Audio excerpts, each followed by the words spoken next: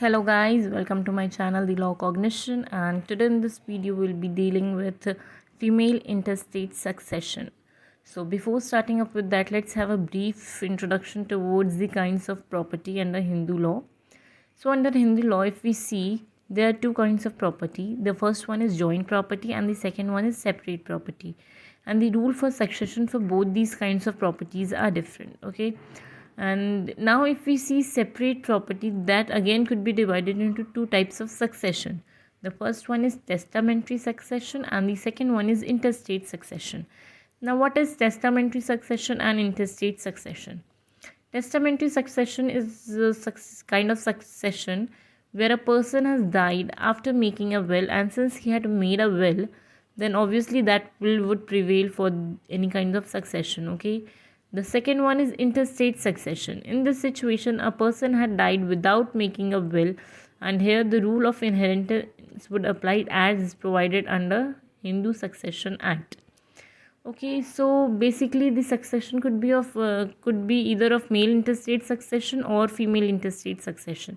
Since male intestate succession, that is from section 8 to section 13, had already been covered by me in the earlier video, today in this video specifically we'll be dealing with female intestate succession, that is provided under section 15 to section 17. Okay, so now if we see, basically female could gain property from three sources. If we see, the one that she has self-acquired, the second one is that she has received that property from her husband, and the third one is that she has received that property from her father.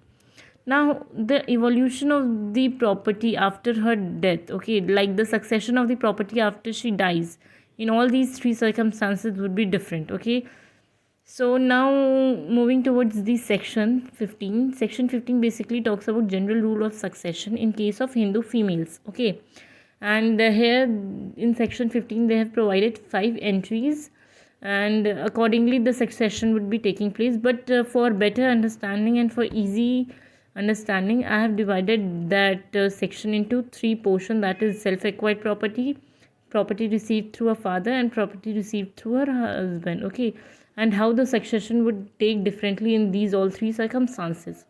So now firstly, having a look towards case of self-acquired property. Okay, here the property would first evolve to son and daughters and the husband. Okay, all 3 are placed at the first entry, and if any one of these 3 are not present, no matter, the remaining 2 or the remaining 1 would be taking that property. If none of them are present, then the second entry would come into an existence, that is upon the heirs of the husband. The third one is upon the mother and father. Fourth one is upon the heirs of the father, and lastly upon the heirs of the mother. These are the succession in case the property is self-acquired one. Okay, so now if now how in together only we'll be seeing the order of succession also, that is provided under section 16. Okay, that would be more easy for you to understand. Now here, since there are 5 entries, who would be receiving how much, that is the question. So now if we see, the one who all are mentioned in the first entry would be given an equal status and would be given an equal opportunity, and equal share would be provided to them. Okay, there is no any matter that his name is mentioned first or her name is mentioned first. Okay, all 3 are at equal footage. Now if now this is clear with regard to the entries specific. Now what if the higher entry would be preferred over the lower entries? That means if there is no one present in the first entry, that is son, daughter and the husband, then only we'll be switching towards the second entry. Like if anyone is present, like if there's a husband or son or daughter, any one of them is also present, the property would completely evolve to them. There won't be coming up of heirs of the husband, or we won't be moving towards the second entry or the other entries that's mentioned after that. Okay, so it would be in a way like the higher entries would be preferred over the lower entries. Simple. And if there is no one present in the second entries, then third, then fourth, and simultaneously. Taking a very easy example, like for in case a female had died and she had left her husband and daughter, and she has the heirs of the husband, and rest is irrelevant for us now, because since husband and daughter is present in the first entry. Now how the property would evolve. Out of her total property, half of the property would be received by her daughter and half of the property would be received by her husband, since only these two are present. If in case son would have also been there, then 1/3 would be given to each one of them. Okay. In a situation where none of these three are present, then the property would have evolved towards heirs of the husband. Okay. And heirs of the husband we have already covered in the male intestate succession. Okay. So there is no anything to be discussed over here right now. Now, second circumstances, that is, in case the property is received through her father. Now, how the property would evolve in this situation and if she has died then. Firstly, upon the sons and daughters. Second, upon the father and mother. Third, upon the heirs of the father. And last, upon the heirs of the mother. Okay. So, one thing that is to be kept in mind is here, from the first entry, the term husband had been removed. Okay.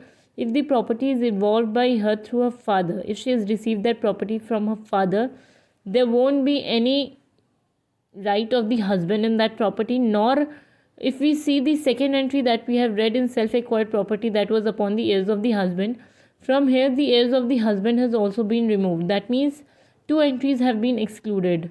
One, that is upon the heirs of the husband, and the second one is that is the husband himself has been removed. Okay, since this property was received by her father. So in this way, and now if we see one example in this situation also, like if the female had died and she had left just a daughter, and then mother and father are there and simultaneously XYZ, then in that case situation, the daughter would be receiving the complete property as she is mentioned in the first entry. If son and daughter both are not there, then it would be father and mother who would be given that property, and they would be having an equal share to that. So the order of succession would be similar as entries mentioned, that is, higher entries would be preferred over the lower entries. Okay, and the one who is mentioned together in an entry would be treated equally and would be given a equal footage. Now the third scenario is where the property is received by her through her husband. Then in that case, how the property would evolve. First, upon the sons, daughters and the husband, and the second, it would goes to the heirs of the husband. Now one thing that if we see over here, the property of that she has received through her husband, in that there won't be any share or any mention of the entries of her father, mother, or the heirs of the father or mother. Okay, that all have been excluded. It would be the first who would be receiving the property would be son, daughter and the husband. If none of them are present or alive, then it would be the heirs of the husband who would be given the share. Now if we see section 16, it basically talks about the order of succession.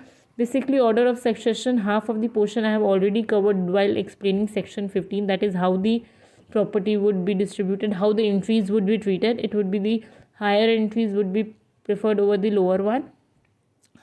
One thing more that has to be taken into consideration is that if there is any son or daughter of a predeceased son or a predeceased daughter, then in that case what would be happen of the property.